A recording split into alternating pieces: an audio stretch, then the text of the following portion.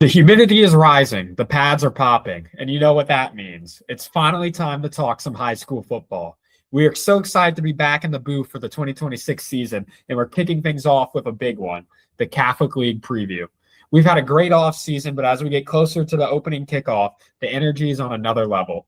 This year, we're stepping things up for you guys. You've been asking for it, and we listened. Our big focus for 2026 is streaming games live.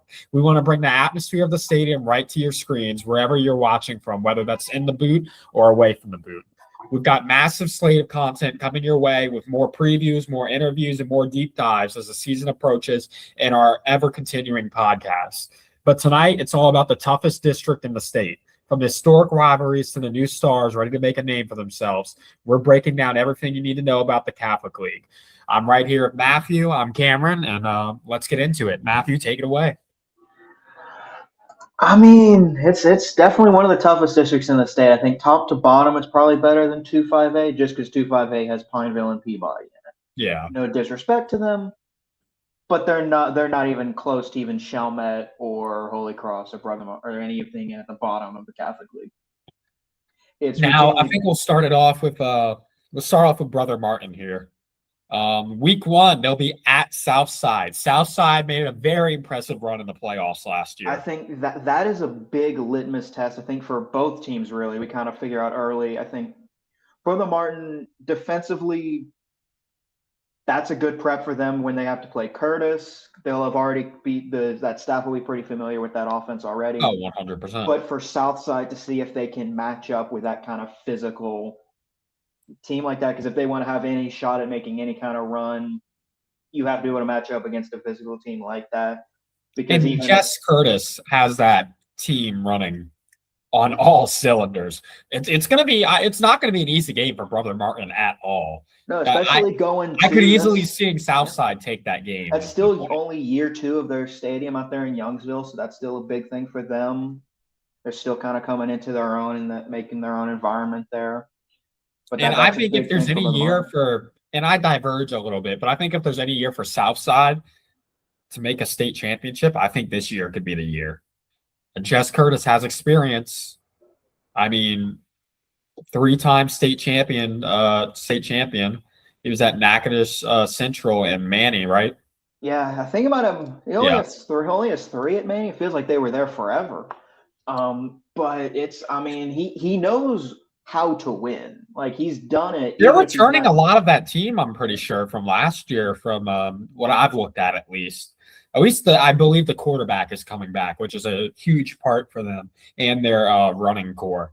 So I think Southside is going to be dangerous. And I know we're talking about the Catholic League, but I think they can cause some havoc. I mean, I think a big thing to think about in that too, though, is the last non-select team to beat a Catholic League team is Chalmette in week 3 of 2024.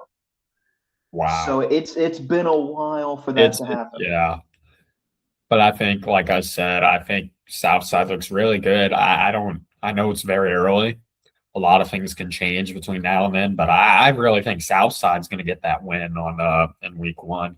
Or at least it's definitely a game to watch. But that is a tough game to open a season for any team, whether you're in the Catholic League or not. That's rough. Yeah. So let's move on. Martin kind of loves those early season. Well, it's a good tune-up.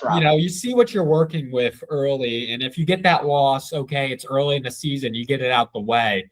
That way, when you do get a lot, should still be, even if you lose, it should still be a good PowerPoint loss, because Southside's probably not going to be worse than like 7-3. Yeah, and that's like. And they'll probably be better than that even, but that's a good early season test for both teams, really. Yeah, 100%. So let's get into week 2 here for Brother Martin against St. Paul's in Covington. It's at St. Paul's, like I said. This is interesting. So week 1, they're at Southside. Week 2, they're at St. Paul's. Then they have an away game at Warren Easton at Jesuit. At Jesuit is it's going to be a tag that away. I'm actually not even clear if who's home. Warren Easton maybe a tag normally, to be honest.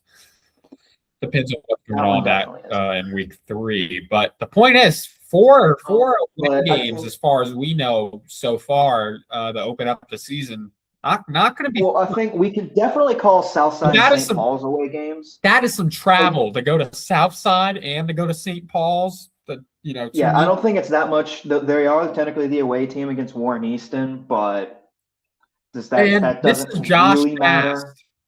for St. Paul's first year. They just hired him. Yeah, That's he built he went to he St. Paul's. It's his alma mater. yeah. He's replacing Ken Sears, I'm pretty sure. Yeah, Kenny Sears was there for a long time.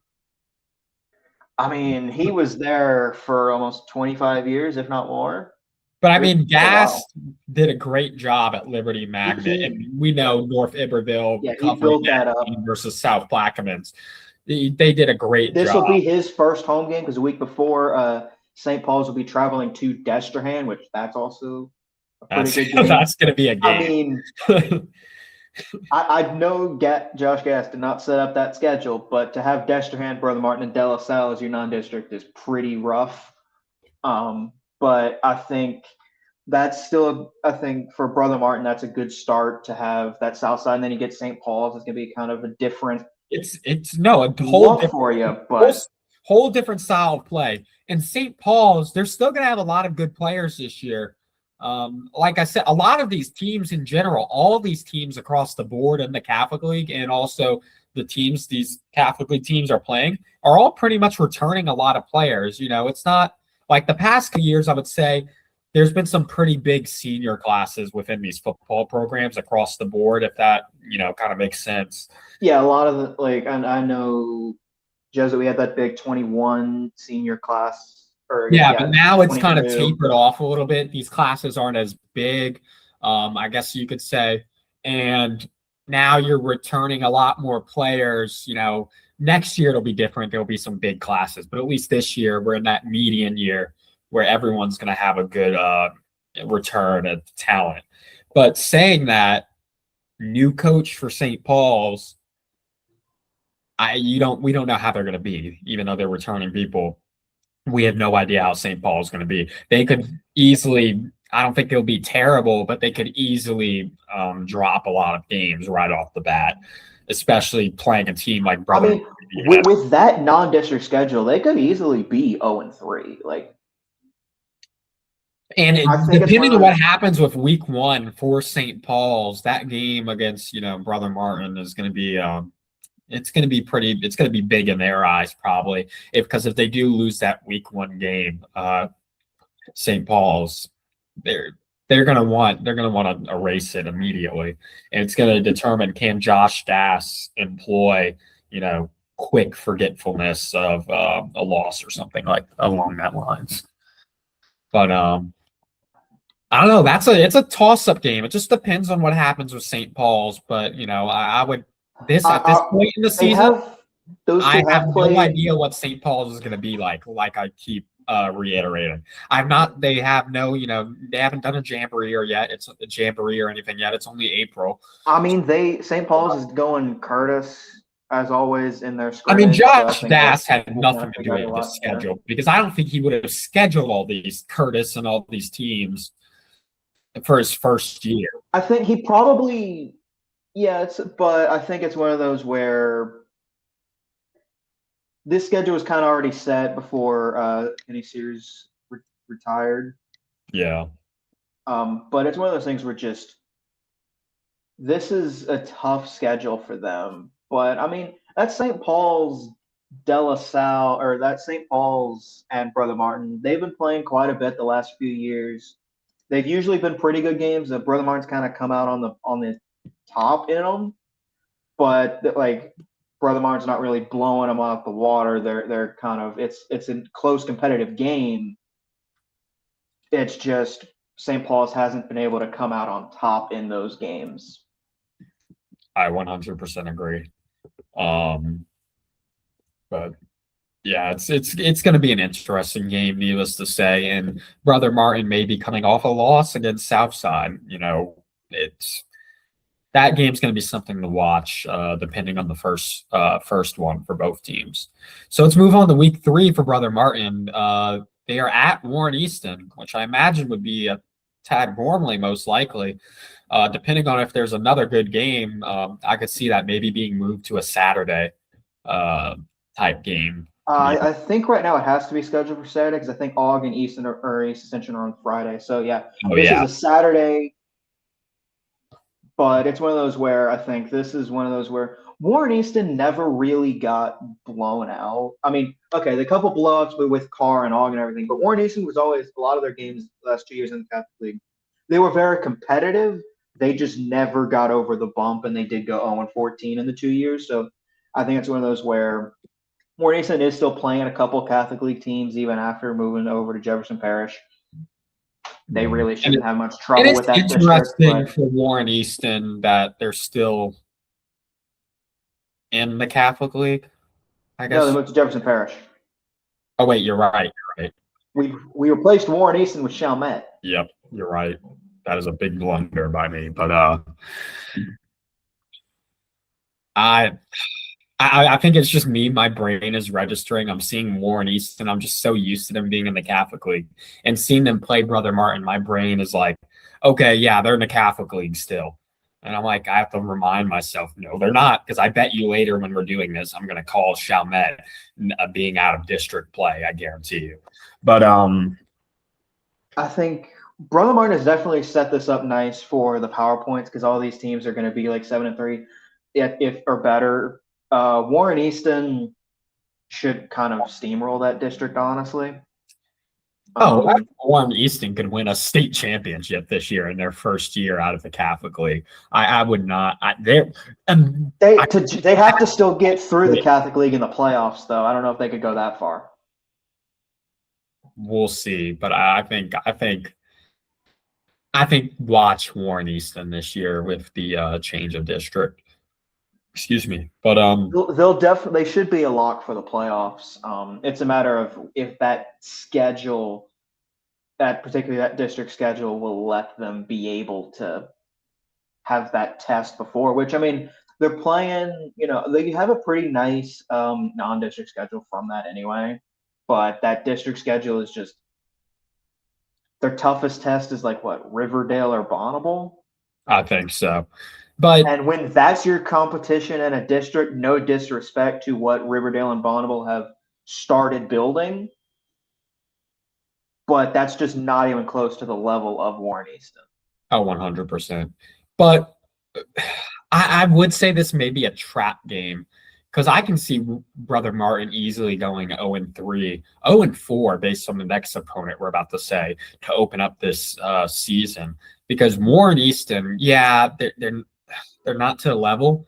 They just went 0-14. I think Warren Easton is going to win that game, but I wouldn't be surprised if they did, is my point. Because you want to, you left, you want to kind of say something, oh, we're still good. We just, didn't, left. I don't know how to phrase that, but you know what I mean. I mean, they really never got blown out. No, they had a very competitive game. They had a couple really bad. They had the couple blowouts with Carr. But kind of everybody got blown out by Carr. If you watch the midseason Carr game last year with Warren Easton made it very competitive. That entire first half. In the beginning, and then it ended 63-12. Yeah. And then they lost 63-12. But the point is, they can hold their weight. Similar story, they can usually hold their weight versus the Catholic League teams for the most part. Carr's a different story. But I wouldn't be surprised if Warren Easton makes this a trap game. And Brother Martin, I don't know. They could easily go 0-3 to open up the season with that schedule, but they're going to get one of those. I'm pretty sure. Let's move on to week 4. Brother Martin at Jesuit, most likely Tad Gormley. Obviously, Tad Gormley, pretty much. Big game, big rivalry, more of a rivalry than Jesuit and Holy Cross is, in my opinion, at this rate. But huge game, and it depends on who's playing quarterback for Jesuit. I think this is going to be a quarterback game. Who's going to be quarterback for Brother Martin? Who's going to be starting for Jesuit? It's going to be an all-out duel of quarterbacks. I'm pretty sure that's going to make the difference. I mean, this matchup has opened the Catholic League for a while now. For a long time, these two, for the last few years, both teams kind of opened it against each other. So I think that this is this is kind of your traditional opening in the district. So it's like this is a really great matchup. I think just there's always kind of a lot of emotion going on. Honestly, having experienced it, there tends to be a lot more actual emotion between Jesuit and Brother And this should, Martin than Jesuit and Holy Cross. Like there's some riling up with Holy Cross, but it's like it's a way bigger deal with Brother Martin. and this should be Easton Royals last year, I believe, right?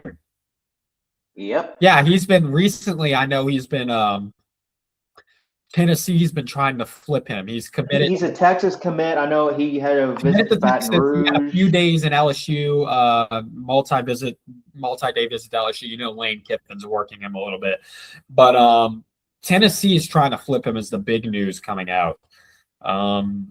So it's going to be interesting. He may be a little, in his mind, he may be, excited for that college transition and may be a little distracted with all these visits and everything. But incredible player. We obviously everybody knows that. He'll make a difference. He made a difference in that Jesuit game. He's a little quiet. He's usually good for made a difference in that early midseason game. He can be like he may have a quiet game, but even in his quiet games, he's good for one or two just spectacular plays. Yeah. Like I would say last year, Jesuit kept him quiet pretty nicely. It's just he still had his 194-yard touchdown run or pass or whatever. It was a really long touchdown play. It's like he's the kind of guy where you might keep him quiet. He's still going to have some huge, long catch touchdown. You just have to limit those. 100%. Now, we don't have anything for week 5, 6, or 7 as it stands right now for Brother Martin. But we got stuff for week 8, 9, and 10, so we'll skip ahead. Week 8, St. Aug. They're hosting St. Aug, most likely at Tad Gormley. Could be a Saturday. That's a good rivalry. Could be a Saturday game, to be honest. That one I think is kind of a rivalry not a lot of people kind of realize exists. But that's a good little rivalry there. Kind of a nice 7th, like with Gentili and the 7th Ward kind of both being right there with each other. I think that's a big rivalry for them. St. Aug, talk is they might actually be better this year, and they made a state championship last year, so I think there's a lot to go on for there. So that's a big one.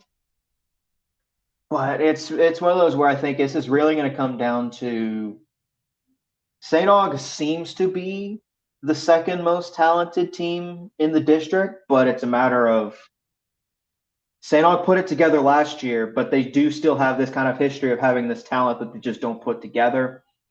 It does seem that Coach Valdez has started putting it together.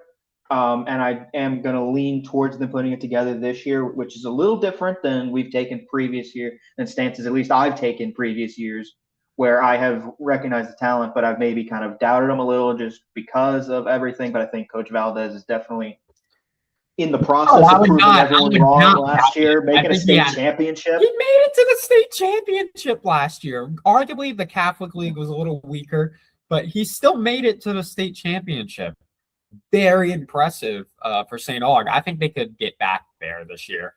I am not starting this season doubting them, which is definitely a change from previous years. It's a change for St. Aug's good. Let's admit it. St. Aug is good. Not something you think you'd be saying, but they're good. Robert Valdez has done wonders over at St. Aug. So let's move on to at Chalmette now. Week 9. This game is so late in the year. Anything could happen. Chalmette could be having a terrible season because they can't play up. Probably in a situation, which is, I think, going to be their issue, as a lot of people have stated with their move to the Catholic League. But you never know. Chalmette could have a good season and have a 5-win season, and that's pretty good for your first year in the Catholic League. You take what you can get. So Chalmette, I think we are in a situation where this could very easily be, to get into the playoffs, a must-win game for Chalmette, because the next week they got to. But I think it also could easily be a blowout by Brother Martin, depending on how the season's going at that point. I just have something tells me Chalmette's going to be competitive for pretty much every game throughout a half, and then the upper tiers, that's where it's going to separate. I would generally agree with you, to be honest. And and that's a good little bridge. Speaking of Chalmette, into Week 10, Brother Martin versus Holy Cross. Big rivalry for Chalmette versus Holy Cross. But yeah, Week 10, Brother Martin, Holy Cross. I think it's the same thing with Chalmette, Brother Martin. It's either Holy Cross could, have a good season, could be a very competitive game, or Brother Martin can blow. I don't think there's really a middle ground there. Um, I don't think Holy Cross blows out Brother Martin. Holy Cross isn't supposed to be that good this year. They've been dropping in talent every year. They had a few good years with I can't think of the wide receiver they had. Absolutely. Colby Young Yeah. is out at Houston now. Yeah. And so Holy Cross has lost. They've lost talent, and their enrollment's declining, and it's a number of things. So not looking too great for them. But like I said, it's either Holy Cross holds their weight at maybe is a good game for seeding for them, or Brother Martin just blows them out the water Week 10. It's hard to predict Week 10 all the way in April. So yeah, do you want to get into some more stuff about Brother Martin quick before we move on to Chalmette? I think with Brother Martin, it's one of those things where the offense, like you get Easton Royal back, Hudson Fields is coming back. He kind of started as a starter last year, and then he got hurt, and they went into this kind of weird 2 quarterback system. Like the tight ends are both coming back. They got a lot of offensive linemen actually entering their 3rd year as starters. So again, in the trenches are doing well. The wide receiver core behind Easton Royal is very inexperienced, but so there's a lot of that. So I think there's a lot of offensively, there's some skill loss, but in the line they're good. Defensively is I think where it's a little bit worse in that they're losing a lot of linebacker and a lot of defensive line. They had still some decent experience further back, with still a couple losses there too at the DB and the DBs, but defensively, I think this is where it's going to be a lot of getting guys who really haven't started a lot and getting them into kind of shape, which, I mean, Mark Bonise has been there for 15 years or something for a long time. So I think there's a lot to trust that he probably will at least have them pretty ready to play. He usually does. So I think there's a lot of faith in his ability to have that team prepared. Even those guys who have that experience, but sometimes it's just hard to tell how everything's going to come together in April. I think even if you told him, he might have in the back of his mind some idea of who he thinks is going to start in places, but I think any good coach will tell you in April you don't actually know who's starting. 100% agree. But being said, let's move on. Let's move on to Chalmette here. Big season for them, obviously. They're coming into the Catholic League. I can't believe it. We mentioned that earlier this year in our other preview, way too early preview.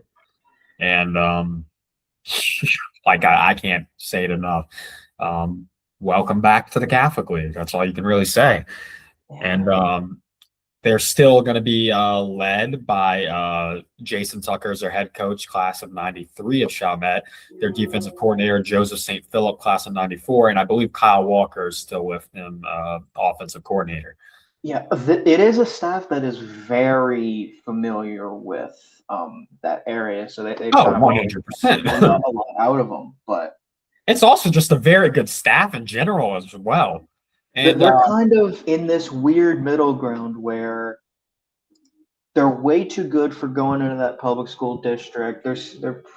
They kind of had a bit of a fall off last year at the end of the season with those last 2 district games just not being able to finish last year. I mean, they were 6-4 and missed the playoffs. So there's a lot kind of there. So that's kind of a sour ending to the season. Actually, kind of all of their sports have had some rough all their big sports have had some rough endings, being like 1 or 2 spots out of the playoffs. So it's just for that. I think with this, I think that's what I kind of like what they've done with their schedule. Ganondis are getting 3 very winnable, just so because you're going to have to win probably. Warren Easton has told us you're going to have to win at least one game in there because Warren Easton went 3-7 both years and just couldn't squeak into the playoffs. And I think if Warren Easton could have snuck into the playoffs as like a 22, 23 seed even, they would have given that other seed hell, even as a 23. But for Chalmette, I think if they can make the non-select playoffs, they will have undoubtedly had a top 5 schedule compared to anybody. Oh, I'm not going to go as far as say it's the toughest. Ruston has a pretty insane is good for PowerPoints. Just the issue with the Catholic League kind of hurts you with the points though, because a lot of those teams are going to end up 6-4, 5-5, but they're better than a 5-5, 6-4 team. But it doesn't reflect. The only that. thing is, I don't. So it's one of those things where they're going to have to win. Week 1, they opened the season at John Ehret. I don't think that's great. I mean, I know you want to tune up, but personally speaking, I would go straight for a team like, I don't know, I'd go for a little higher competition. I'll put it that way. But I do go to LaRanger week 2 and then Salmon. Salmon's going to be good. Definitely, I think the thought process there was more of get 3 games you can win. Yeah, because you're going to need to go 4-6. You're going to need, 100%. Because this season could. I'm not trying to put Chalmette down. They lost a lot of talent last year. I'm looking at their roster and the amount of seniors I see on this roster from last year. And they had a pretty decent team making it to the playoffs and everything, obviously. Especially on the lines. They were like, I think it was 1 spot out. Yeah. And they had a really good team, to be honest, but they are losing a lot. But they're returning a lot of, I would say the biggest returning position, and I hate to say this, is special teams, to be honest. They're returning Breeze Wilson at quarterback, though. So that's and they're important. returning Tristan DeBose at punter. I believe he's a 4-star. This is going to be a senior season.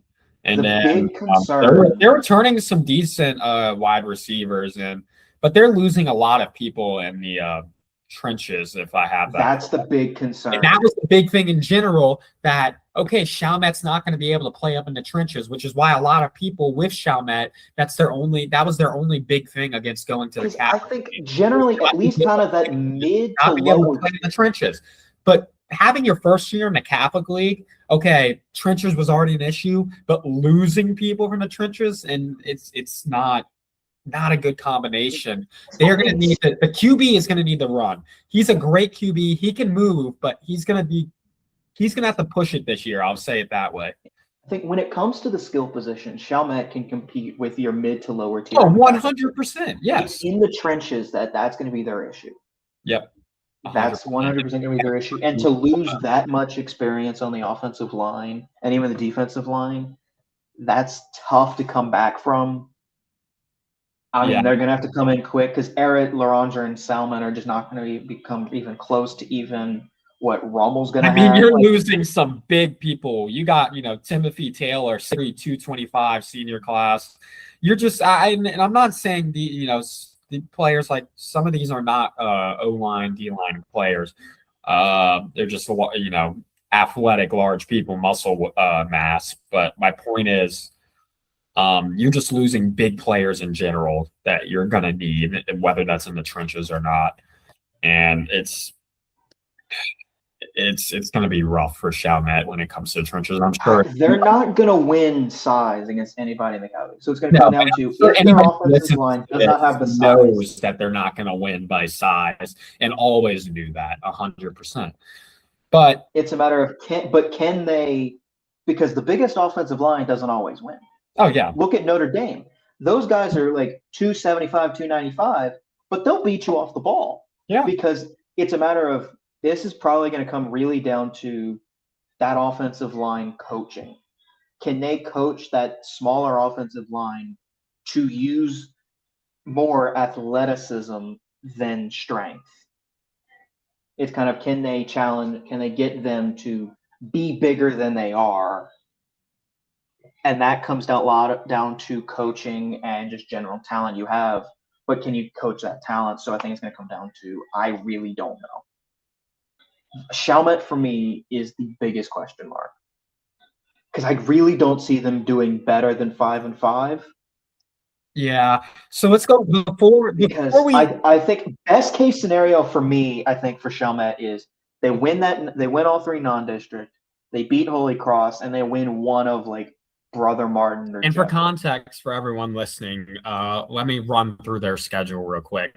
Week 1, John Ehret. Week 2, Ranger. Week 3, Salmon. Week 4 at Rummel. Week 5, St. Aug. Week 6, Jesuit. Jesuit going to Chalmette, gonna be a fun game. St. Aug going to Chalmette, huge game in my opinion. That's that is so the biggest attendance ever at Chalmette High School is a game against St. Aug. So we'll see But kind of week how that goes. 7, listen to this. Week 7 at Holy Cross, that's going to be a Tad Gormley, no doubt in my mind, and that is going That's a to be rarity that's even in going to that be rivalry. But packed, in my opinion. That's going to be packed because they have yeah, not. that'll be the first time that's a district matchup in a Yeah, long that's what I was about to time. say. They have not played that as a district matchup. Because usually Chalmette's come into the Catholic League because Holy Cross is down. Yep. So I think this So is it's going to be good. I But then probably should have pulled it up. I think But it's I like think it's 30, I think it'd 40 be years. interesting going from week 7 with that huge rivalry game versus Holy Cross at Holy Cross at a packed Tad Gormley most likely to week 8 at Carr. That's I mean, if you can pull off the Holy Cross win based purely on emotion and everything, and Holy Cross probably not being too great this year, that would be huge for them to kind of ride that high. And I'm not saying they're going to beat Carr. Obviously, that's not happening, just not even a chance. But they can go into that, maybe get a few touchdowns and make it interesting in the first half before Carr blows them out in the second half. But that would be a nice little, hey, we can kind of play with these people a little bit. I think they could ride some momentum. Yeah, But it'll be the first time for Chalmette playing Holy Cross in a district game in almost 40 years. insane to think about because such a historic rivalry. You got to think about where the schools are located. Just so many stories about it. You can go back and watch Glory Days on PBS on YouTube and everything. They go through the entire thing. It's huge, and I'm sure you know that more than anyone else. I mean, Chalmette has we talk about like Jesuit having legacy families in areas and Brother Martin having it. Aug has it, right?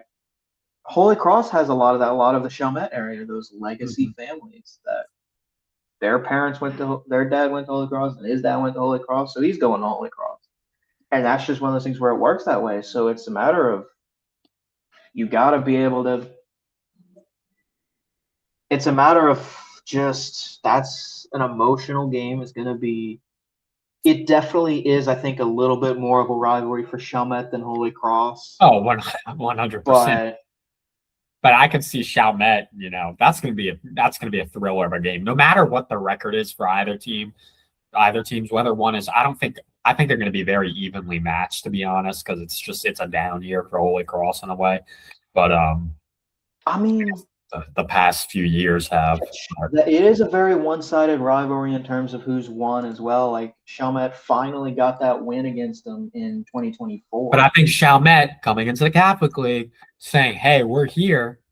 We can beat y'all. We're at your level now." I think that's going to have to be a must-win game for Chalmette because I think that's going to be deciding seeding, depending on what happens with early district Rummel and everything, and being let's say we assume they get the week 1, week 2, and week 3 win versus non-district. They maybe lose to St. Aug, lose to Jesuit, but they beat Rummel possibly or something like that. They got to pick up one of those 3 games against St. Aug, Jesuit, or Rummel. They're going to need one of them, and I think they will. They're definitely going to lose the Carr, but you can get that Holy Cross game based on emotion. But then you got to go play Brother Martin week 9, John Curtis week 10. But like I said, Brother Martin, it's going to be a close game or Brother Martin's going to blow them out. So we'll see what happens. I think if they I don't think John Curtis is going to blow them out. Let's be honest. So if they can sneak in though to that non-select playoffs, they're an easy quarterfinal team. Oh, I think they're the kind of team where coming in as like a 22, 23, even like a 25. If I'm a kind of like 7 to 10 seed, I don't want them on the other end. I don't want them on the other end. because I know that they're not a real 26 seed or whatever. They're not going to be a real, because they're just going to be better than that. But it just doesn't quite translate. That's kind of always the thing about the Catholic League, is they're always kind of somewhat underrated because the records don't translate as correlatively as they would in other districts. Yeah. But it's going to be interesting to see how Chalmette handles the transition and just what goes on with this team in general. Just the differences, size, matchups. Just it's going to be a good season. Whether they perform poorly or whether they do really well, it'll just be fun to see them back in the Catholic League and see something you and I, with how old we are, haven't seen really ever. So it'll be cool to see. So let's move on here to Holy Cross. Good little transition. We're going to try to knock out all these teams today. This may be a little of a long episode. I'll say it right now. I may break it up into 2 parts, but let's move on to Holy Cross. Week 1, Slidell. I think that'll be a big game. Slidell is going to be good this year. I think they had some struggles last year, obviously, but I can see Slidell picking up a Week 1 win against Holy Cross, and that's a challenge. I think that's a challenging game to go and schedule if you're Holy Cross with what's going on with your team and the trends. I think you can see Slidell has not been afraid to play these Catholic League teams. No, not at all. And why would you? You have a very you have a good enrollment. You have a very nice stadium. You have good fans who come out. And you can compete at the levels. We watched them play Jesuit. I think with Beau Pres. Both those games were close games. Jesuit came out on top. Yeah. I think it was 23 and 24 we played them, Yep. or 22 and 23. But I mean, Jesuit came out on top, but they made it competitive. It was a good game. It was an overtime game. And Slidell has been trending upward. Last year they had a few issues mid-season, but they've been trending upward mostly the past few years. They definitely had an improvement from last year. I mean, they lost a longtime coach in Multer Scoble after 2023. Yep. So it's one of those where you kind of got to get that back. But they had a rough year in 24. 25, they came through. I mean, they tied for first in that district with the loss to Rivalry and Selma, and they made the playoffs. Gave Conville a bit of a run last year in the first round. Just couldn't quite finish. It's one of those where I think this Slidell team maybe is a dark horse to win 6-5A. I think, you got to get through St. Paul's and your Mandevilles and your Covingtons, but they could sneak in there. It's usually a pretty good team. I think they're kind of routinely been the best team in Slidell. So we'll see. That's a tough game relatively for Holy Cross to play. So I think that's an interesting kind of way to open your season. And then you go Week 2 versus Warren Easton. I don't really know who wins this, but honestly, I think Holy Cross should win this most likely. I think this is a very similar story with Brother Martin. Whether it doesn't Brother Martin Warren Easton. Holy Cross wins or loses Week 1, I still think they'll pretty much beat Warren Easton. I'm not saying Warren Easton can be bad. Like we said earlier, they played good. They played decent last season. I think they're gonna do pretty good. They just never quite had enough. They never tried a whole 4 quarters. The hump, I guess you could say. But then Week 3, you're at St. Charles Catholic. Still Wayne. That's a fun one. Wayne Stein Jr. is still there. They want to be in this for them. They want to be in this position. Oh, 100%. St. Charles Catholic wants to be in this. State champions. But they want to be in the Catholic League. I think they want to be there eventually. So I think this is. I think that would be amazing. To that step up for them. Personally, I think St. Charles Catholic is a better fit than I know Chalmette's a classic, but I think St. Charles Catholic's a better fit. But It's they're a not. better fit, but it's a matter of I don't think they're. I I don't think think St. Charles Catholic is coming to the Catholic League until Shaw makes a return. The day Shaw makes a return is the day we start talking about St. Charles Catholic potentially joining, in my opinion. And who knows when that's going to be. But Shaw. I mean, Shaw had a huge jump in the last numbers. So but I I mean, think they're they enjoying may being able be. to make it to these state championships comfortably. I don't think they're going to be able to do that in the Catholic League, which is a big reason they left.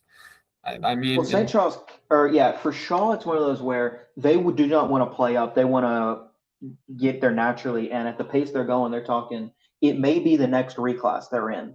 They may I be don't. up naturally I 5A by don't think number. Shaw is coming to the Catholic League anytime soon. I think they're just in. They've rebounded their numbers though. If they end up in 5A, they have no choice. True. It's going to be interesting. It's going to be something to watch. But They have no plans to play up into it.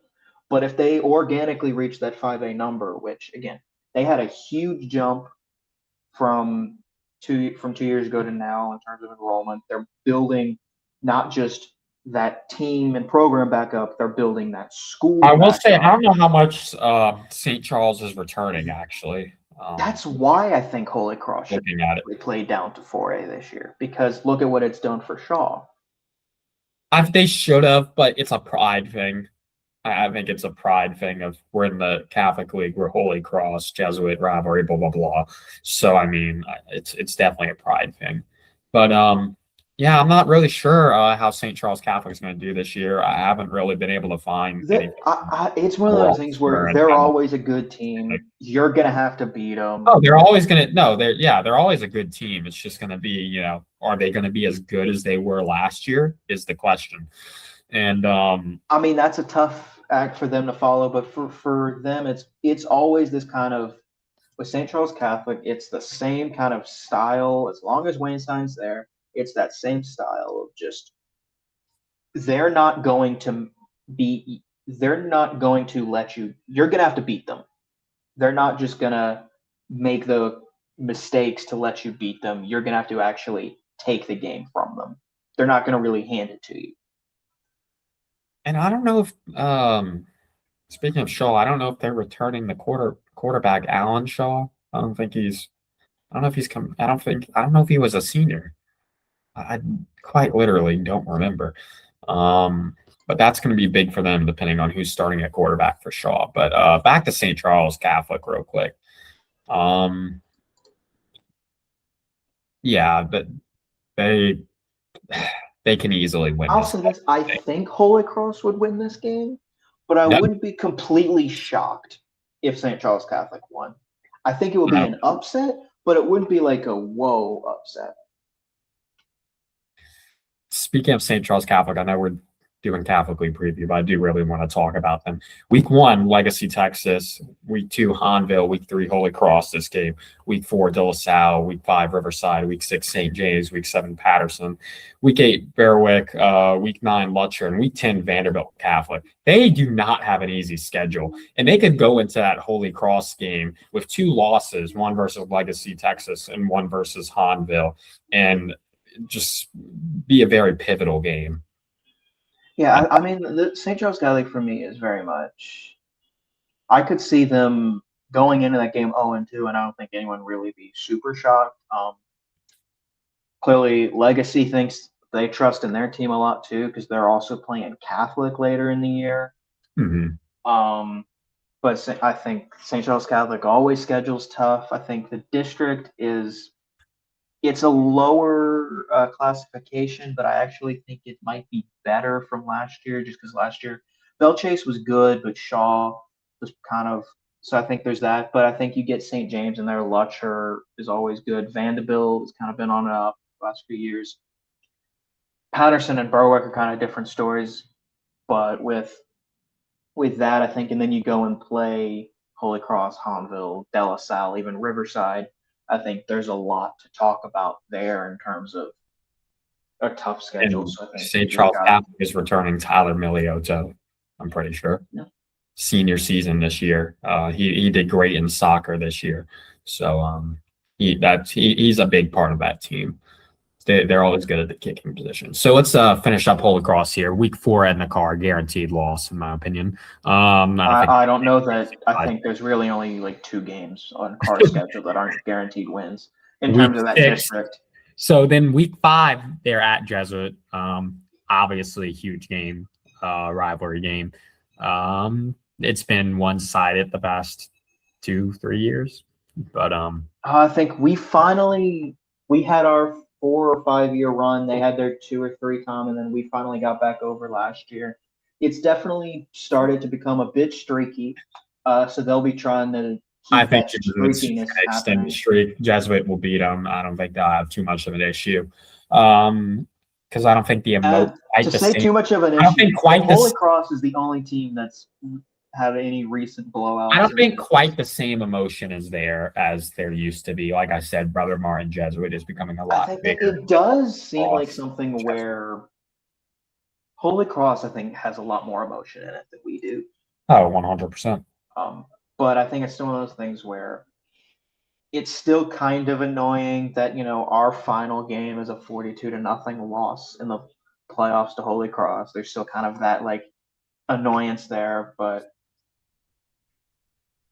this has very much been a streaky rivalry, and they'll be Holy Cross will be trying to avoid that kind of continuance, because last year we finally got back after 3 straight losses in it. Yeah, but it's one of those where you just, and I mean, they'll be coming off of.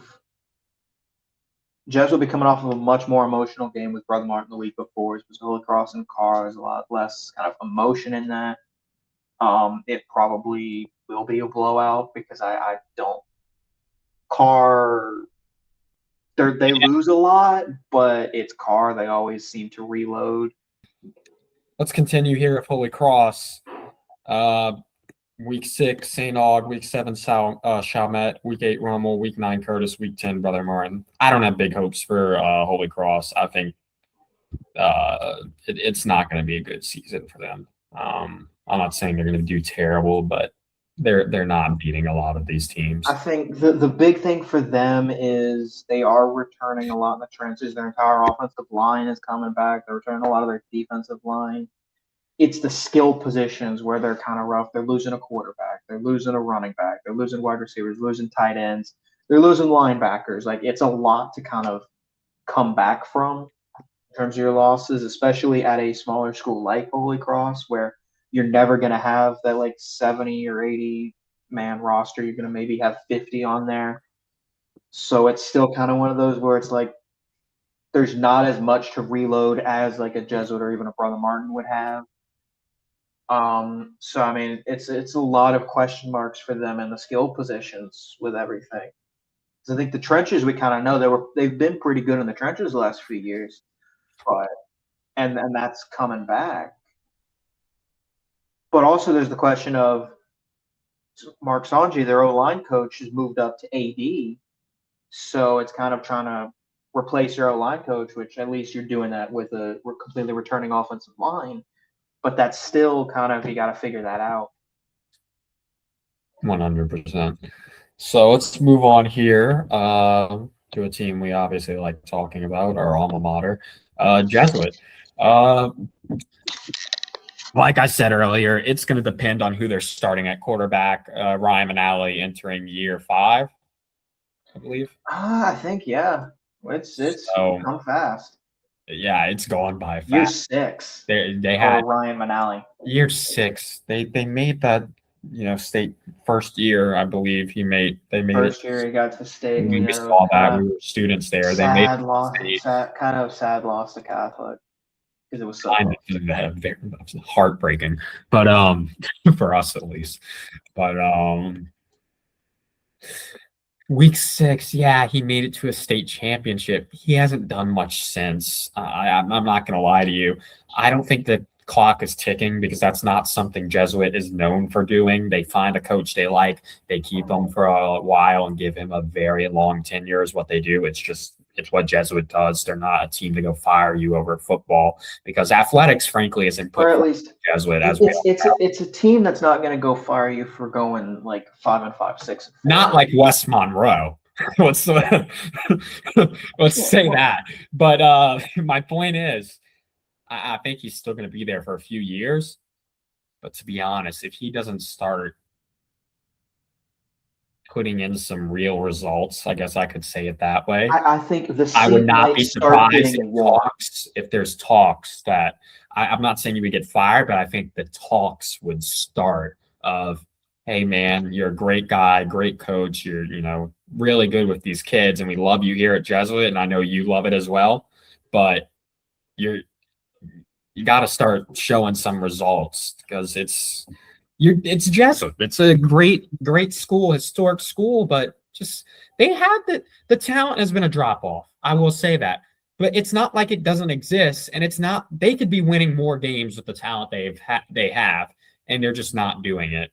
And as an alum, it's upsetting, obviously, for both of us, but it's There's understandable. definitely been some disappointing injury luck the last couple of years. Yeah, especially with the QB last year, that was pretty bad. But to be fair, at least for this year, if you really think about it, that's not a horrible thing that had happened last year. Because now you were turning a couple quarterbacks who had some experience between Sully Sullivan and Matt Vandenway. Just trying to figure out kind of which of those are going to go. They both got some kind of nice playing time. I think. I just don't. He was leaning into Sully though most of the season instead of because Vandenway. got the. Sully has Vandenway also got that has offers concussion. already and stuff. I mean, he's really good, but I just don't. I personally, if I had to predict, great kid, but personally, had to predict, in my opinion, I think it would be Vandenway. He just the size. He kind of reminds me of man, I'm blanking. Who was our quarterback? Lariviere. Yeah, he kind of reminds me of that similar size power. Vandenway also putting his head down and his shoulder down first and going into a run, which got him injured. I will say, but he's been playing. He's clearly doing. He just needs to learn to run better. I think he was thrown in that game because of 2 injuries. And he hasn't been in that position. But if they work with him a little bit on putting your shoulder down a little better and things like that, knowing when to slide and everything, I think he could be a Lariviere type player, and I think he could be the future of the team. And that is a type of player that Manali, if you watch any of him at De La Salle or anywhere, he always kind of had a quarterback who can kind of run through a defense. And that's what he likes to play with. And that's when he's most successful. And that's how he got De La Salle to so many championships. He may not have won them, but he got them there. And he hasn't been able to do that with Jesuit, which is, I think that's where the disappointment is coming from, in my opinion, is that I expect him to at least get us to a quarterfinal, semifinal or something in the playoffs because of his history. And he has just not been able to do that. But like I said, great guy.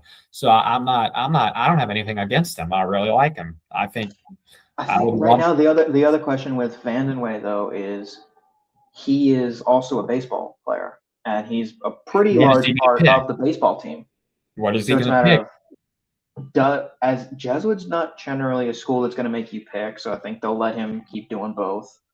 It's a matter of though moving forward, where does he go? But it's going to be his decision what he thinks he wants to put what he's going to want to put his time into. Because you had Patrick Berrigan running back for Jesuit, people like that. A lot of Jesuit football players play baseball. A lot of them do. And they're able to do it successfully, but the quarterback position really isn't one that usually plays baseball, at least for Jesuit. So it's he's been playing all over the place. He's been rotated. He can kind of play anywhere except pitching. He's been rotated throughout that roster. And speaking of which, we have playoffs in swing right now. But yeah, Jesuit week 1, Madison Prep, big game. But that's a Thursday night. We're that's at home. Madison Prep's always a good, talented team. I think, but Jesuit most likely will win that. They usually do pretty good in there. Jesuit does good in their non-district. Even when they play teams like St. Thomas More and teams like that, Jesuit always does pretty decent in their non-district. So you can give them that. But yeah, Jesuit week 1 Madison Prep at home. Then they go to St. Thomas More. Going to be a drive, but they go out there. That's big. For St. STM. Thomas More. That's a pretty good environment. Last time those two played was 2014 in a semifinal. Just went over there in a playoff game and won on the road to a state championship. But it's a different story. That was 12 years ago. You know, STM's moving into 5A. So it's a matter of kind of that adjustment for them, which I don't think there's a lot there. They've been playing in the playoffs with the 5A schools for a few years now. But they're always good. I mean, that's always, but it's a matter of as well, you might get a little, it's a weird spot for St. Thomas More because you're coming off a big rivalry with Turlings, and the next week you play at Catholic, so there's just kind of this weird sandwich there. So it could be it's kind of one of those rare, you could be off a big emotional win looking forward. I did want to mention Jesuit also lost Roman Lare this year. Yeah, that's a big loss, I think. But pretty much the rest of the receiving core is coming through the O-line. You know what I'm really worried about, to be honest? I'm really not worried about skill positions when it comes to Jesuit. I'm worried about kicker and punter still because we usually are such a good kicking and punting team, but the past few years have been god awful, absolutely miserable. Okay. It's punting that's been an issue at times, but Cabos has been good. Okay, kicking. He's no Corbello. General kicking, but there's very few Corbellos ever. But punting, we can all agree if Luke at times has been an adventure. He would be going off right now about this because some of the shanked punts have put us in terrible position for games we should have won and could have won, like the Brother Martin game. With the injuries and everything, even with the rotating quarterbacks, we should have won that, but there were some bad kicks that really just ruined. There's also been an issue with a lot of long snapping. I mean, I don't know what's going on. Particularly, I'm not sure who's doing special teams at the moment at Jesuit, but I'm not putting blame on anyone, but something needs to be fixed there. But let's continue here. But like I said, week 2 at St. Thomas More, tough game. But week 3 at Bonneville should be Bonneville did good, obviously, last year. Respect to Andre Anthony for even scheduling this game. I think this is a lot more important of a game for Bonneville. Than it is for Jesuit. Because, so these two have played the last 2 years. Last year was 52-0 Jesuit, and 24 it was 38-14 Jesuit. It's just one of those where Jesuit has kind of showed both times they're clearly the better team. But Bonneville, I think for Andre Anthony, I think for him, this is a bit more of this is just hey, look who we have. So it's a bit of hey, don't get complacent spot for them because you just came off, you won a district championship and you got to a second round of playoffs, but you can't get complacent with that because admittedly that's a pretty easy district. Yeah, but Jesuit should pick up that win, but Bonneville can make it competitive, definitely. Week 4, Brother Martin, we already talked about that. Huge game. Week 5, Holy Cross. We already talked about that. Week 6, at Chalmette. Week 7, at St. Aug. We mentioned it. Going to be an interesting game, especially Jesuit going to Chalmette, in my opinion. We would hopefully love to get out there and maybe, cover that game possibly, or at least we just like to, depending, get a crew out onto the field just to go, provide some live updates on Twitter or something. But that's going to be a really good game. And I think Bobby Nuss. That'll definitely be one of those games Chalmette as a win, as a chance to win. And nobody really talks about it, but there's some good relations between Jesuit and Chalmette. There's relations there, is my point. I guess you could argue it's a bit of a friend of my enemy, and my enemy is my friend. Yeah, exactly. So there's relations. So let's go week 8, John Curtis. Always a pivotal game, Jesuit versus John Curtis. Always a really good game. Past few years, Jesuit has not been too well. Injuries have been an issue. 2 years ago, this is at John Curtis. This is going to be at the Shrine. We're going to have to go watch. No, Jesuit at the Shrine versus. This game is in Hammond. What? this year. But Going back to Strawberry Stadium? yeah, I did not know that. I did not that have it was written down. that's a recent thing that's come out for that because it was either Friday at 3:30 or Saturday afternoon at Gormley. So I guess they wanted So the not Friday. being at the Shrine, I think helps us. There's still just John Curtis travels well and everything, but we've had success at Strawberry Stadium. I'll put it that way. We've had success there. I mean, 2 years ago we did have that kind of miracle win against Curtis somehow, and obviously there's 21 as well where we beat him twice. Yeah, that was at West Jeff, I believe. West Jeff and Gormley. Yeah, that West Jeff game was very fun. But Gormley was a blocked extra point. beat him on homecoming too. But week 9, Rummel, always a good game. It just depends on how Rummel's playing, really. And then week 10, Carr at Carr. Jesuit lost 39-13 in Algiers. We've generally played them closer than anybody. Yes, we played them closer. At the end of the second, it was 20-0. At the end of the third quarter, it was 32-7. And then 39-13 was the final. Yeah, we've generally played them closer than anybody. I think that a lot of that has to do with the way our offense works, just kind of holding the ball. So it's like when you limit that team having possession, it's a little harder. But as if we weren't already down having to go to Algiers, this is a Thursday. This is their last game, But Jesuit, I will say, they're returning Jair Burks this year for his senior season. That's going to be huge. He's going to be a very pivotal player. He had 34 receptions for 615 yards last year and 5 receiving touchdowns. Very good player. So he's 5'10", 160. We already know he's got official visits at Tulane everywhere. He's a big track. He's like a state champion or like All-American hurdler. Oh yeah, he's big track star.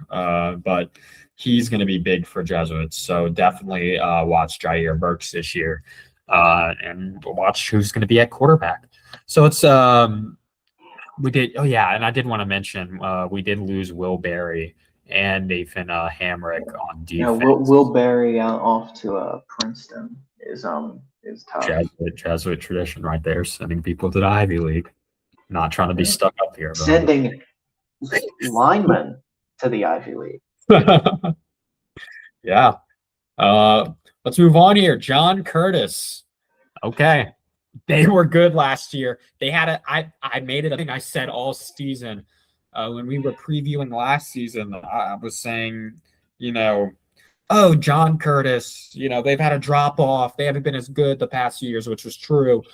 Ever since they won that state championship with Dagan Bruno that year in the class of 2024 and everything, and they won that championship in 2023, I believe. They haven't been the same, and they've just big drop off for John Curtis of talent. But JT Curtis is still JT Curtis, so he's got him back at full power. I guess. You can talk about the drop of the talent, but you never know. JT Curtis. No, you don't. He finds a way to win. Oh yes, and great guy. Very sad the loss of his wife still and everything, but he is pushing forward and he's not slowing down when it comes to football or running the school or anything. So being said, let's get into John Curtis's schedule real quick. Kind of push it here. Week 1, they're playing Galena Park North Shore at home. This one will be at Cajun Field in Lafayette.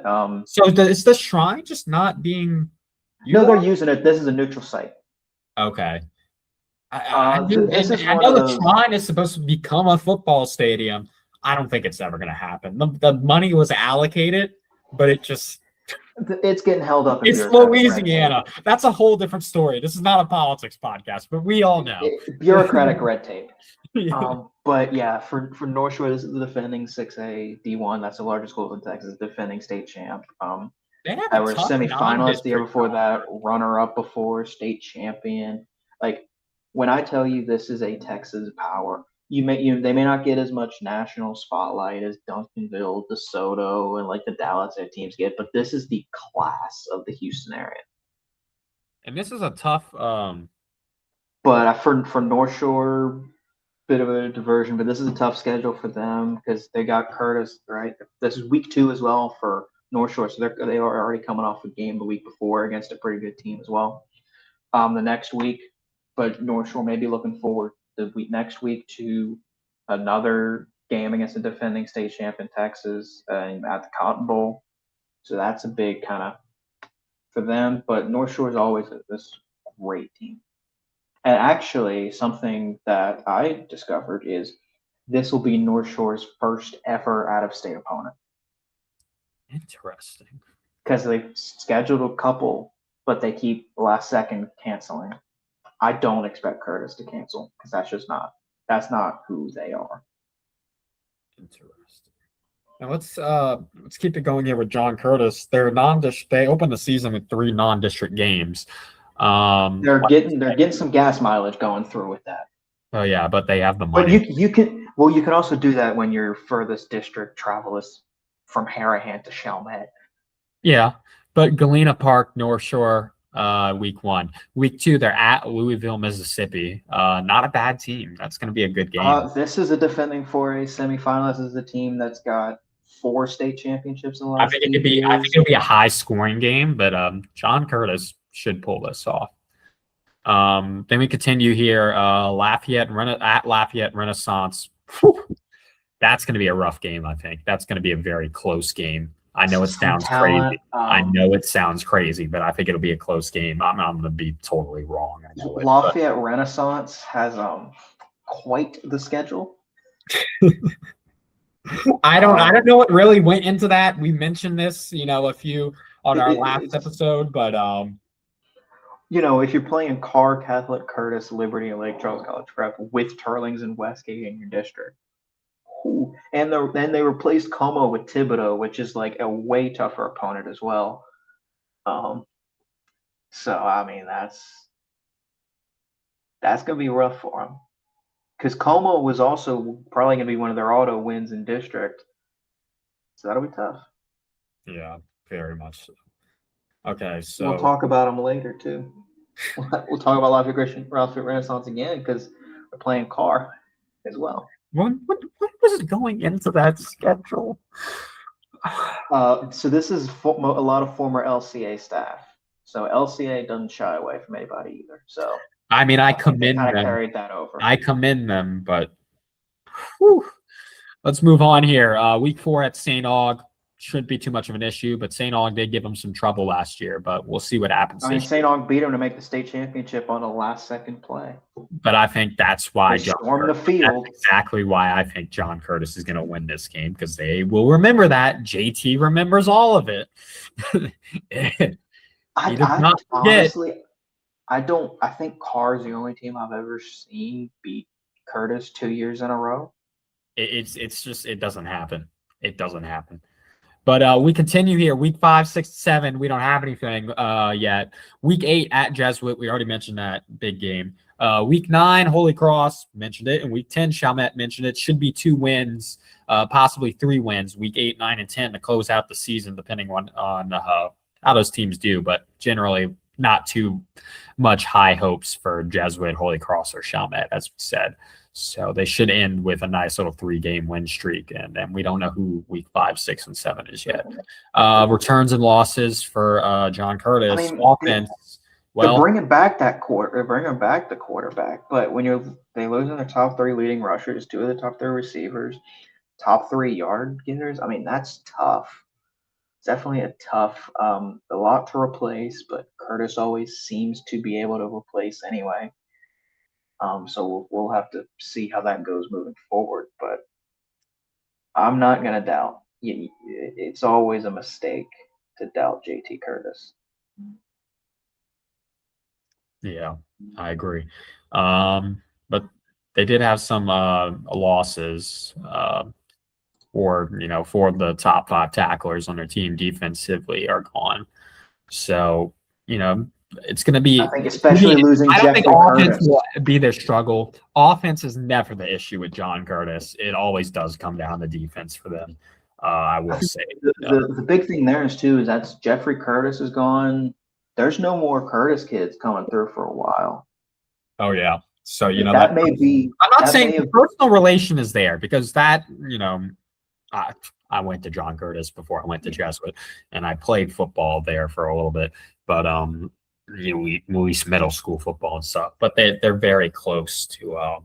A lot of that coaching staff Very is all close family. to players, and they try to get as close as they can with the families. John Curtis does have a good family atmosphere, and I'll give him that. And I think that it shouldn't matter too much not having a Curtis going through, but it definitely is unusual. I would say Definitely, and Jeffrey Curtis is something no his one grandkids. So. really.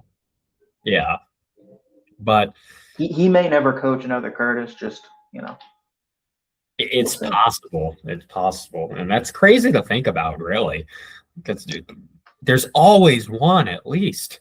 But I mean, that coaching staff is still going to be littered with Curtises around and everything. But 100%. Well, and they also have a lot of those coaching staffs do have young children still who will be going in and playing football there, most likely. So it's just about, that's going to be a few years who's still going to be coaching there. But let's continue here. Let's go on the car. Defending state champions, Catholic League. We all know them. You either hate them or you love them. I'll say this. Before we get into the schedule, I'm kind of disappointed with the schedule for them, actually. Like, I get it. Week 1 Lafayette Renaissance. Not terrible, but like I get they'll win that. Hard. Huntington, I'm sorry, no offense to Huntington, they're not good. They are not good. Why are you going and playing at Huntington? You are Carr. I know you have a Catholic League schedule, but you're playing Chalmette this year, who you'll most likely blow out. You might as well count that as an easy, Huntington type game. I mean, I would say though, I mean, the only reason I could possibly think of is let's go showcase ourselves to Shreveport. But I don't get why you went and last year the great games to open the season in the Superdome and everything. Against they still got the Superdome. They still got that. It's Ruston, which would be a very good game, which would be an insane game probably. But they don't have Elijah Haven this year, so that was Dunham. Is it? Yeah, you're right. I'm thinking red. Oh, who was the Ruston? Who was the player of the? Ahmad Hudson, and he's got one more year. That's confusing. Yeah, Ahmad Hudson. He fumbled it to end the game. He had the crucial fumble at the end of the state championship. Oh yeah, that was a really good game though. That was the best game we saw the entire.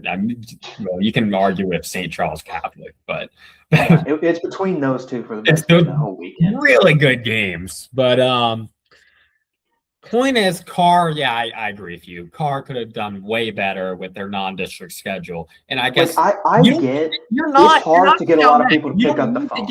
You're not Chalmette or someone. You don't need to get 3 wins under your belt really quick before you get into district. You don't need that. You're Carr. You're gonna have talent. You have everything going for you. I don't get why maybe don't go and schedule the teams like you did last year to open up the season. You don't have to do that. Even then, last year I kind of was disappointed because they played McDonough 35. But yeah, I mean, I guess some of this is personal relation stuff, I guess you could say. But I don't get I recognize or Lafayette Renaissance. I don't. I recognize. Understand McDonough 35. That's more of a culture thing, if anything. But Lafayette Renaissance and Huntington, what are we doing? I recognize that when you're at that level, it's hard to get anybody to play you.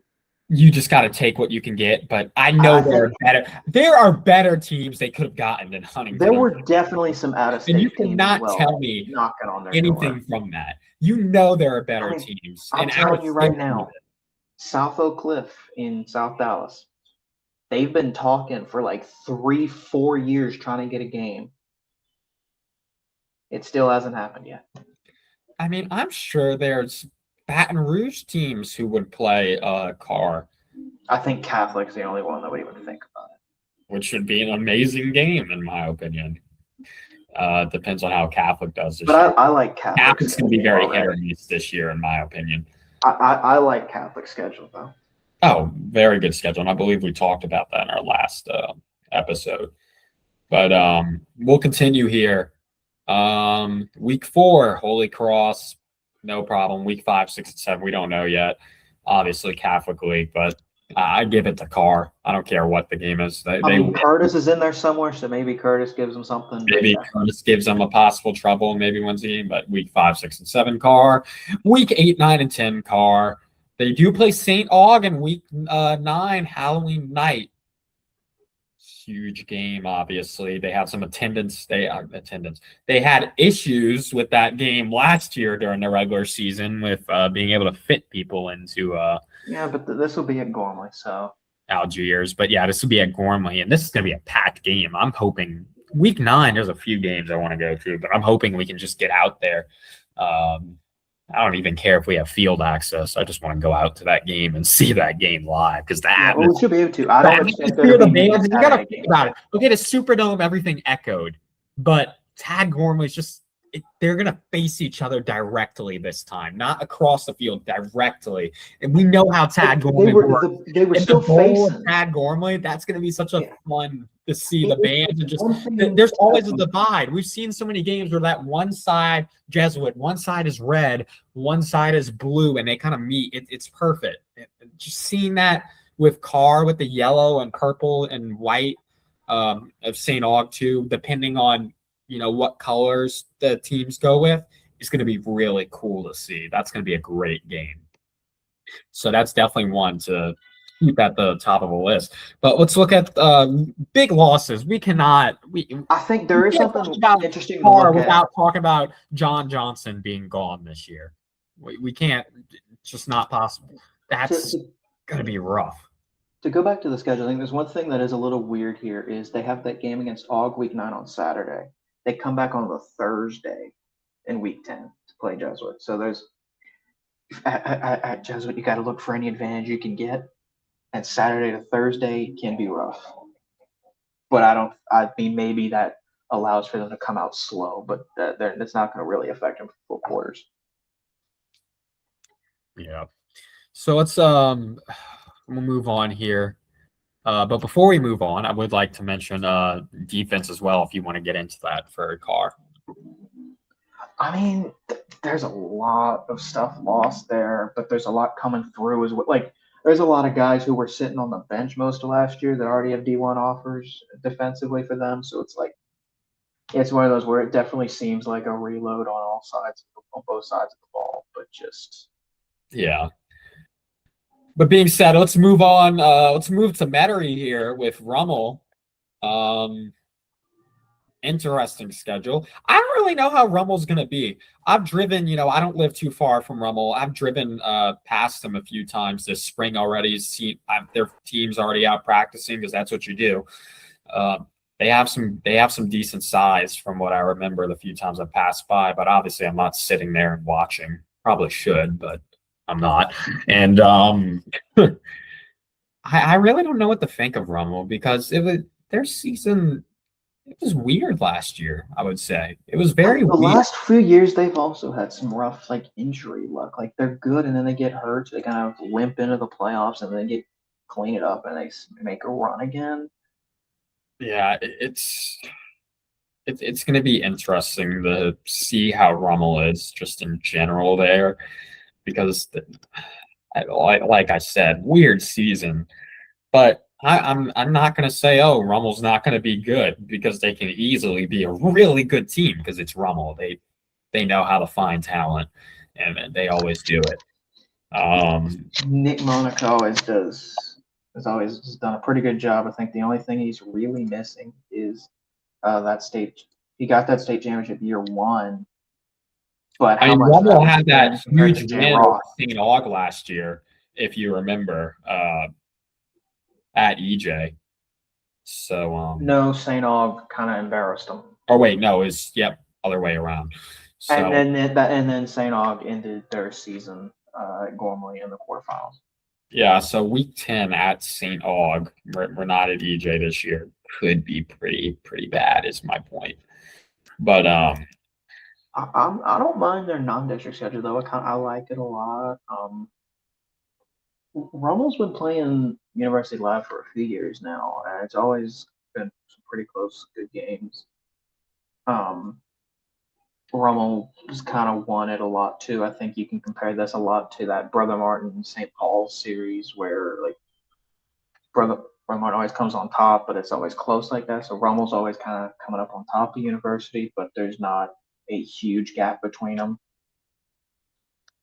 yeah, but it's gonna be interesting to see what Rummel does. So let's go through their schedule real quick here. Week 1, they're at ULab, right? Yeah. I don't know. Week 1, they're at ULab. I don't hate it. I don't like it. I don't hate it. It'll be an interesting game. Rummel will win it most likely, but it'll be an interesting game. Week 2, Vanderbilt Catholic. That should be a really good game. Either way, whether Rummel is good, whether Vanderbilt Catholic is good, they're usually about the same talent, better recently, I guess you could say. But they're usually around that. I think Vanderbilt's kind of coming up. There is something to be said for. I think they're staying in D2, even though they're dropping the 3A. But Vanderbilt was a bit of a sneaky team. Admittedly, that Bayou district is never really that great in 4A.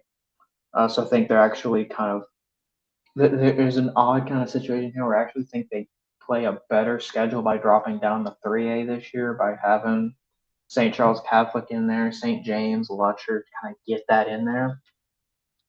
I think you can. I think there will be people who are a little more uneducated who will say, "Oh, Rummel's playing 2 3As and a 4A. That's a bad schedule." But I really don't. Like they're playing 2 really good 3As and a really good 4A. It's like they're not going down and playing awful 3As and like trying to get wins. Yes, 100%. And we'll move on to week 3, Rummel versus Shaw. Always a great game for 1. But for 2, it's basically that's a big rivalry. And it's early in the season this year too, because they just they did non-district. The non-district 1, 2, 3. Just that. I mean, to play ULab and then Vanderbilt Catholic, Rummel will most likely pick up those wins, I would imagine. Shaw is where you get a question mark. You may say, "Oh, you think Shaw is going to beat Rummel?" I mean, it's the rivalry. You got to consider that. And it depends on how Shaw plays this year. We mentioned it already. We're not sure what their talent level is going to be returning. They should be pretty decent. But even that Shaw State Championship team in 2024 still lost to Rummel. But this is one of those where this has been very much towards Rummel's advantage. There's a 2023 Shaw win. But other than that, this series recently has been dominated by Rummel. But I think there's also something to be said for a lot of it is as well just Shaw being a lower level in the Catholic League so they're coming back up, and I think part of that sign is when they went down to 4A, they've become a lot more competitive with Rummel. This is one of those where like there were some bad scores there, like 56-14s, 48-3s. Like this had its time as like a rivalry, but it really. And I think it'll be pretty cool to see Rummel play Shaw, then Chalmette the week after in week 4. That'll be a pretty cool, just similar in a way. It'll be a similar matchup in a way. Obviously, Shaw will be a little bit better, but it'll be a very similar matchup for Rummel to play against. But they're both playing them at home. Rummel gets to have them both at EJ most likely. So depending on what EJ, I haven't really looked at their schedule because they're not going to be good. But depending on what happens there, but I think they should both be at EJ. Rummel and Shaw. There is a game usually works pretty well. Friday and Saturday night, Rummel so they may works be pretty Saturday well with afternoon. EJ when it comes to scheduling games. They have a good relationship. Obviously, they've been doing it for so long. Well, they kind of get stuck on Saturdays, even if a Haynes is playing Friday. But they don't really care. They don't really care. A lot of these parents for Rummel don't mind it at all. You get a nice Saturday afternoon game. The weather's usually pretty nice, and there's not really another great solution. if you want to play in Metairie, I guess you could say, but also, I mean, just play in general. There's that many stadiums, but it's between the Shrine, EJ, and Hammond Strawberry Stadium for Rummel. That's how it always is. If I had to bet, I would say Rummel and Shaw's a Saturday afternoon there because Bonneville and Jesuit are on the Friday night, and I think it's Haynes is already booked for the Saturday night. So again, there's one of those where you'd think Saturday night's more prestigious, and Haynes is taking it over Rummel. I know Rummel wouldn't do it because it's a neighborhood. You're on Severn and everything. They tried. They wouldn't. The neighbors wouldn't allow it. It'd be a zoning. There's just so many issues with it. Just really wish it could happen. I mean, I'm not, obviously I don't want, hey, yeah, let's Rummel get a stadium, a Catholic League team has a stadium. But it would be a great thing to see. But that's another thing I did want to mention with Chalmette, to diverge real quick. We're adding another stadium to the Catholic League. Thank God. We definitely can alleviate some stuff, because now we're going from like the glory days of the Catholic League. Everything's like normally unless you're playing Rummel. But I don't think Curtis comes in and kind of adds a now that Chalmette is involved in there. I will say, now that Chalmette is involved in the Catholic League, obviously, I think if you talk to them, I know it's branded with a lot of stuff, but I think we could have some, non-Chalmette Catholic League district games there. And we could have, I would say Rummel, but we could have Jesuit versus, St. Aug, let's say, for example. It would obviously be at the Shrine, but for example, I know there's not a scheduling issue there, but let's say there was a scheduling issue. They could go play that in Chalmette, and I don't think many parents. Pre-Katrina, that wasn't unheard of. I know De La Salle actually had. Now there's an issue. Yeah, you got the giant Chalmette. It's a very branded Chalmette, but who cares? You playing at West Jeff. You got Jefferson Parish Schools branded everywhere, and EJ. The main reason Holy Cross doesn't anymore is 2001, I think it was. They hosted Evangel in a playoff game at Chalmette. This was Evangel at its height. It was like 56. Yeah. They lost by a lot. So I think there's kind of that going into it of just you have to work with what you got. But that wasn't unheard of. I know De La Salle even had gone as far in those 2000s as playing at Hannon, but I think that was different then because Gormley was grass. So it's different when you have grass trying to play like 4 games in a weekend there. When you have turf, it's a bit different. You can easily do 2 games or even 3 on that set on a Saturday if you really needed to. Yeah. But I don't know that we'll really see that kind of stuff. Now, maybe I don't. COVID could have seen it maybe if it would have happened. I guess you could have had some stuff there, but they preferred to go to Jefferson Parish, I think, just because there's a larger, for lack of a better word, alumni base at Jefferson Parish. Yeah, 100%. But yeah, I wouldn't. I think it could happen depending on how long Chalmette is in the Catholic League and things. I think it's just one of those things where. But I don't know. I don't know. There are some parents who would be like, "Oh, you want." I mean, I don't think Chalmette would have too much of an issue with it, but I think it's other Catholic League parents who would kind of put their mouths in. Like, I don't want to drive to Chalmette because there are some bad areas you do go through, but that's stupid to me. I don't care about that. That's you and I don't care about that because I don't think those are bad areas personally because I there's people there, friends and neighbors I know there. But a lot of I'm gonna be honest here. I'm not making this a political thing, but let's be honest. Catholic League parents will have an issue with it. I think also it's just not the same. Because they had an issue with going out. A lot of these parents, I will say it, and I'm not afraid to say it. These Catholic League parents, a lot of them got very upset about going to Algiers for Carr, which is frankly stupid because it has a very nice stadium, very secure area. There's no reason to be afraid there. And obviously there's underlying issues there we're not going to get into. But I think that's the only thing that could prevent a game at Chalmette. And it's stupid, but it's something that because people need to get over it. There's not the same backlog for Gormley and Pan American as it used to be because Joe Brown has made it easier for the public schools out east. There's a few less now as well.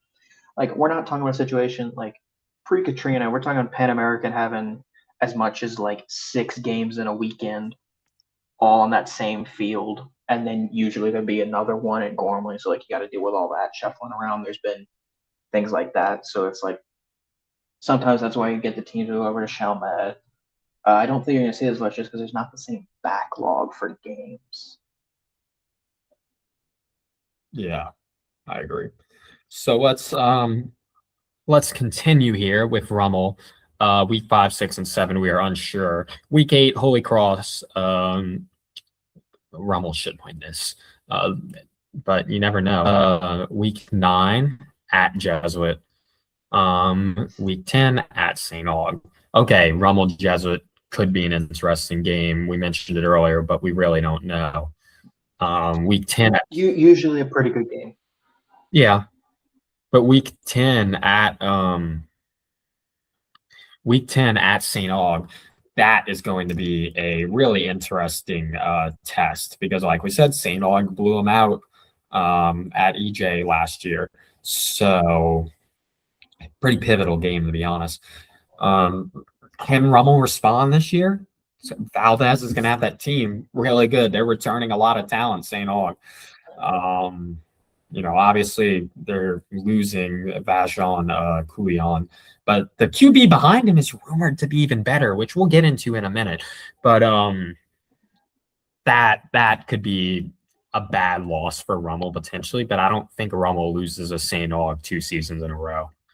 I just don't see that happening. If you want to get into returns and losses for Rummel real quick.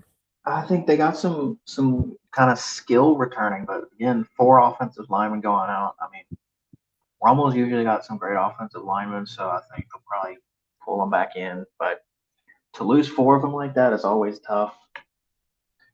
Defensively, there's not really a lot of losses there. This is defensive line and linebackers, but I think a lot of it was last year's team was very kind of young, so I think they had some very much peaks and valleys last year, but it's always important when you get in that situation that at least a lot of it's coming back.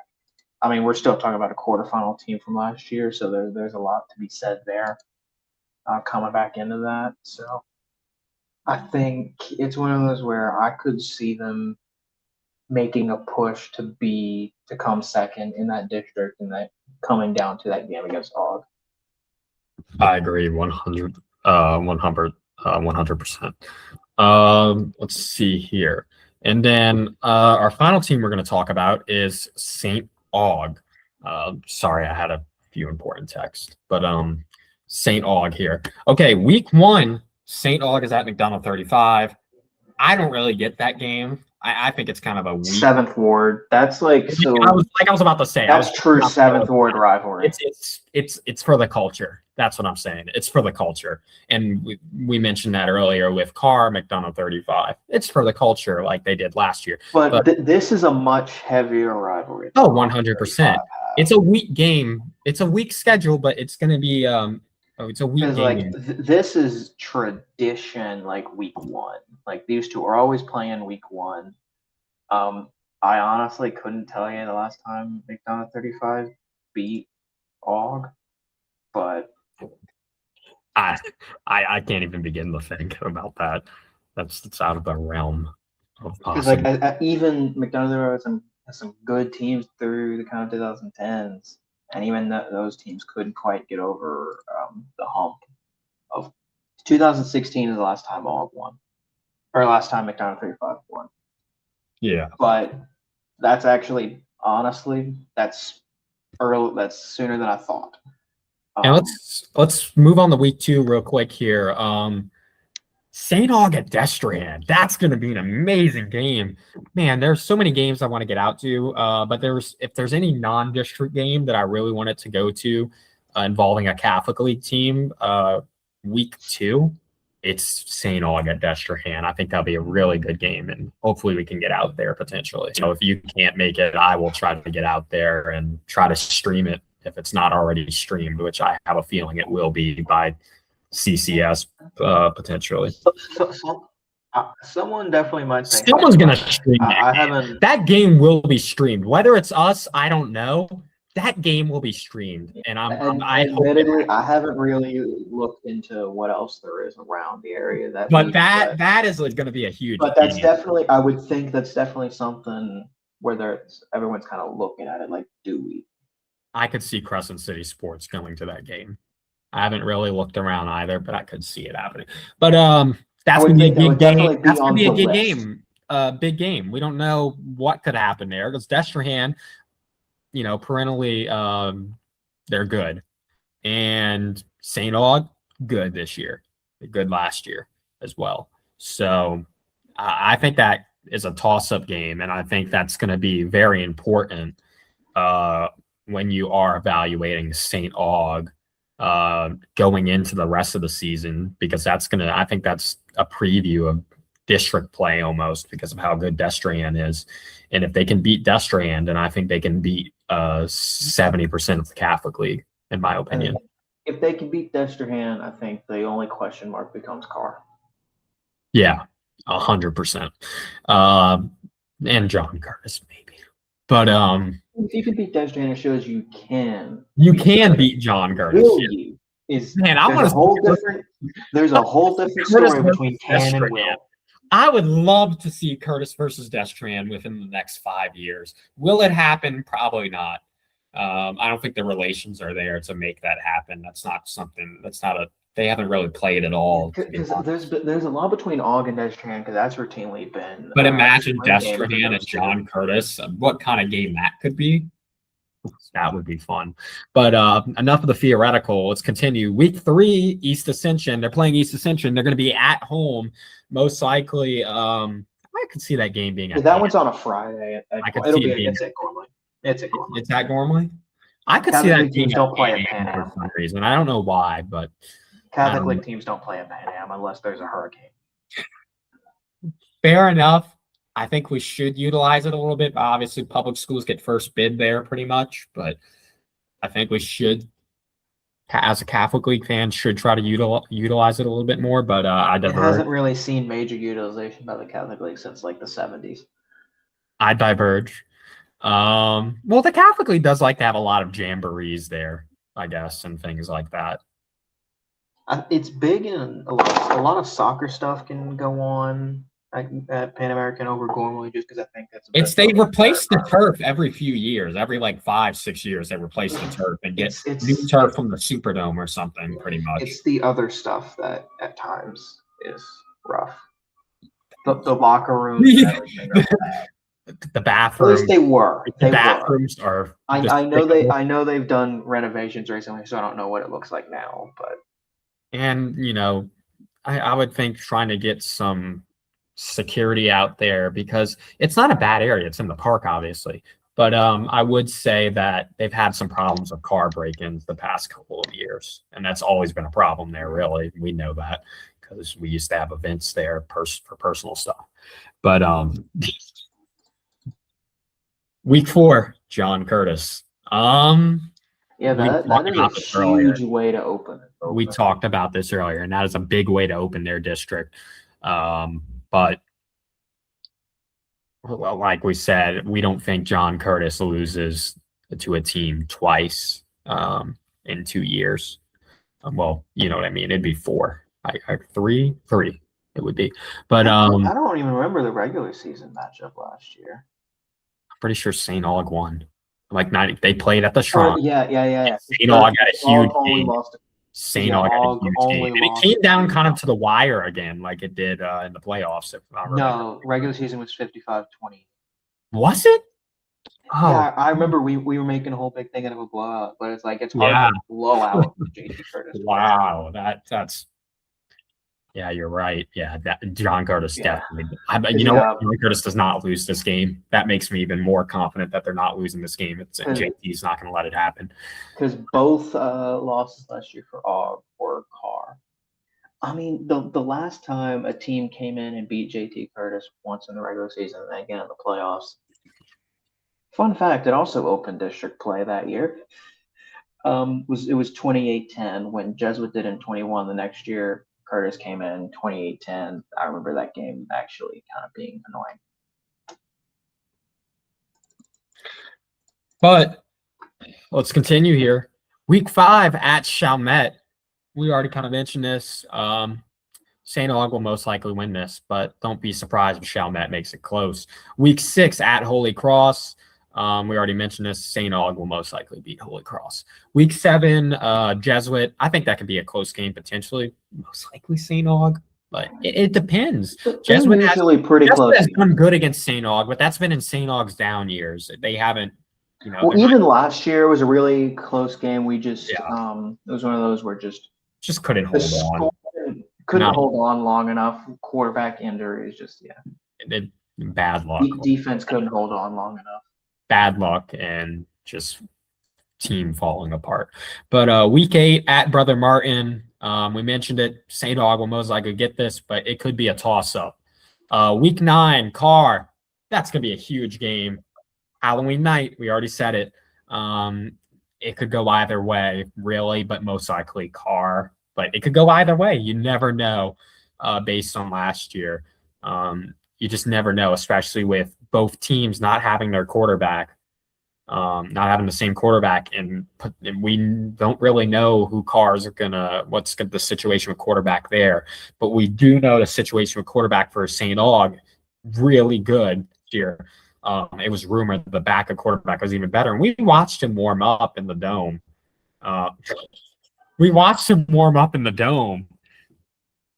He could sling it.